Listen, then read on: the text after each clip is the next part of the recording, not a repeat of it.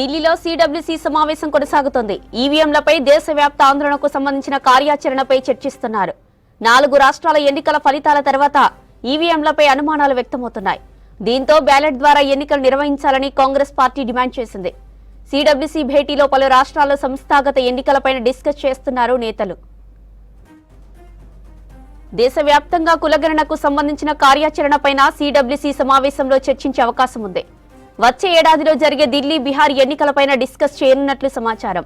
ఈ మీటింగ్ కు రాష్ట్రం నుంచి సిడబ్ల్యూసీ మెంబర్ గా ఉన్న వంశీచంద్ర రెడ్డి హాజరయ్యారు. ఢిల్లీలో సిడబ్ల్యూసీ సమావేశం కొనసాగుతోంది. ఈవీఎంలపై దేశవ్యాప్త ఆందోళనకు సంబంధించిన కార్యాచరణపై చర్చిస్తున్నారు. 4 రాష్ట్రాల ఎన్నికల ఫలితాల తర్వాత ఈవీఎంలపై అనుమానాలు వ్యక్తమవుతున్నాయి. దీంతో బ్యాలెట్ ద్వారా ఎన్నికలు నిర్వహించాలని కాంగ్రెస్ పార్టీ డిమాండ్ చేసింది. సిడబ్ల్యూసీ భేటీలో పలు రాష్ట్రాల్లో సంస్థాగత ఎన్నికలపైన డిస్కస్ చేస్తున్నారు నేతలు. ఇక ఇదే విషయానికి సంబంధించి మరిన్ని డీటెయిల్స్ ఢిల్లీ నుంచి మదార్ అందిస్తారు. మదార్, సిడబ్ల్యూసీ మీటింగ్ అప్డేట్స్ ఏంటి? జ్యోతి, కొద్దిసేపటి క్రితమే సిడబ్ల్యూసీ సమావేశం ప్రారంభమైంది. ఈ సమావేశంలో మల్లికార్జున ఖర్గే నేతృత్వంలో సమావేశం జరుగుతూ ఉంది. ఈ సమావేశంలో Rahul Gandhi, KC Venugopal, Jayaram Ramesh, Karnataka CM Siddaramaiah, decay Shivakumar, Sukhwinder Singh సుకు, Deepa Das నుంచి ఇతర సిడబ్ల్యూసీ మెంబర్స్ అందరూ కూడా ఈ సమావేశంలో పాల్గొన్నారు.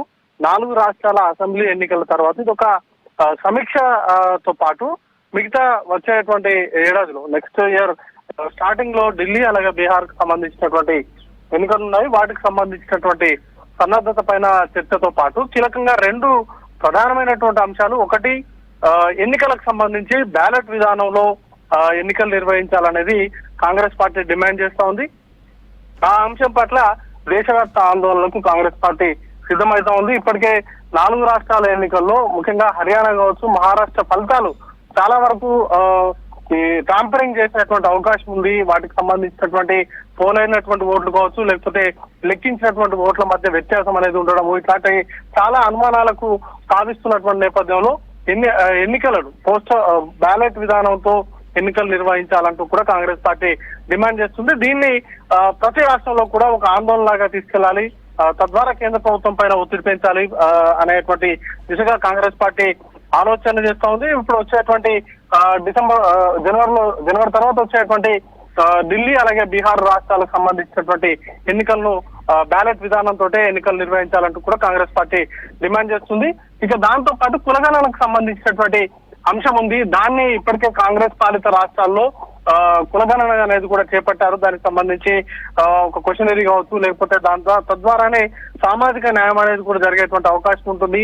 అన్ని వర్గాల ప్రజలకు వారి జనాభా శాతాన్ని బట్టి ఈ రిజర్వేషన్ల ఫలాలు అనేది కూడా అందించేటువంటి అవకాశం ఉంటుంది. కాబట్టి తద్వారా దేశవ్యాప్తంగా కూడా బీజేపీ పాలిత రాష్ట్రాల్లో అలాగే కేంద్ర ప్రభుత్వం చేపట్టేటువంటి సెన్సెస్ లో కూడా కులగణన అంశాన్ని తీసుకోవాలనేటువంటి డిమాండ్ ను కాంగ్రెస్ పార్టీ చేస్తుంది. దాన్ని కూడా విస్తృతంగా ప్రజల్లోకి తీసుకెళ్లాలి, దానికి సంబంధించి కూడా రాష్ట్రాల్లో ఆందోళన చేయాలని కూడా కాంగ్రెస్ పార్టీ భావిస్తా ఉంది. ఈ 2 ప్రధానమైనటువంటి అంశాలతో పాటు కీలకంగా పార్లమెంటు సమావేశాలు జరుగుతూ ఉన్నాయి. పార్లమెంటు లోపల, పార్లమెంటు వెలుపల రెండులో కూడా అదానికి సంబంధించినటువంటి వ్యవహారం పైన చర్చకు పట్టుబడతా ఉన్నారు. దానికి సంబంధించి అమెరికాకు సంబంధించినటువంటి ఏవైతే రిపోర్ట్స్ ఇచ్చాయో, అదాని బ్రైబ్ చేశారు, బ్రైబరీకి పాల్పడ్డారు అనేటువంటి నివేదికలు ఉన్నాయో వాటిపైన చర్చకు పట్టుబడతా ఉన్నాయి. వీటిని కూడా అదాని అంశాన్ని కూడా ప్రజల్లోకి బలంగా తీసుకెళ్లాలి అనేటువంటి అంశం పైన కూడా ఈ సిడబ్ల్యూసీ సమావేశాలు చర్చించేటువంటి అవకాశం ఉంది.